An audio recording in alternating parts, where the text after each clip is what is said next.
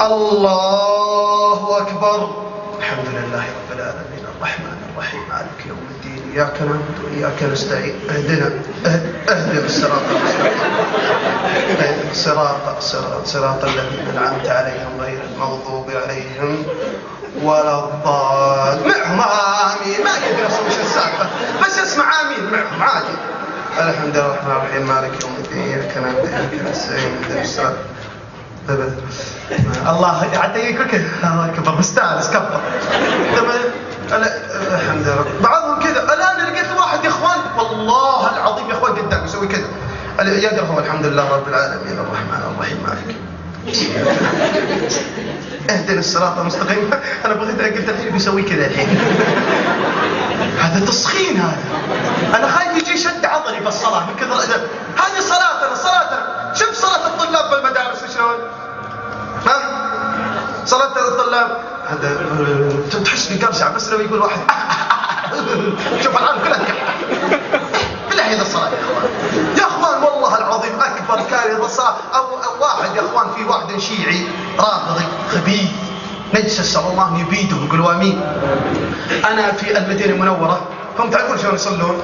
يصلي كذا ويناظر عادي يدافع صراحه. يقول الشيخ عدنان عرض الله يحفظه سأله واحد قال يا شيخ منين حديثه هذا؟ قال من على كيسه من عنده هذه قطها بقرب حديث يقول الإمام ثم محطها بوحدة والله ما يدري من قال اصلا. لا الحين جايبين لي سالفه يقولون المسمار اذا انعفض هذا غير موالي مو علي، هذا اللي يدخل بالجدار مو علي. عموما انا ادري انهم راح يشوفون المقطع ولكن اتحداهم. مع ان عاد نروح للشرقيه ما يمنع ذلك. العجيب يا اخوان انا ايش كنت اتكلم انا استغفر الله لما روحت من كذا اقول الشيعي هذا يا اخوان انا اصلي انا نمشي مع الشباب اللي هو يصلي ينظر لي كذا وانا امشي ينظر نعم يا ولد متخاسس. هو يصلي وانا وياه نعم. قلت واحد من الشباب وقف وانا ارجع قال كذا سلمني والله على الصلاة. عاد عموما صلاتهم باطلة صممت الموضوع بالكامل خله. يا اخوان وفي موقف طريف يا اخوان قبل لا ادخل بالموضوع عطني تكفى اذا اكتب لي ورقه باقي عشان ندخل بالموضوع زين لان الموضوع لابد ان يكون ختامي.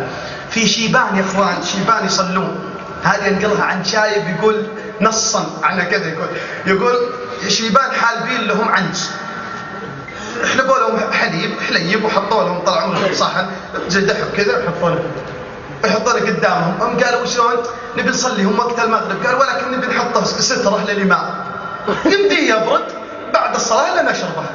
يقولون يصلون استوى تدري الشباب الحمد لله رب العالمين الرحمن الرحيم الا في عنز جايه تمشي الرحمن الرحيم مالك يوم الدين. يوم وصلت رايحت لها الحليب اياك نعبد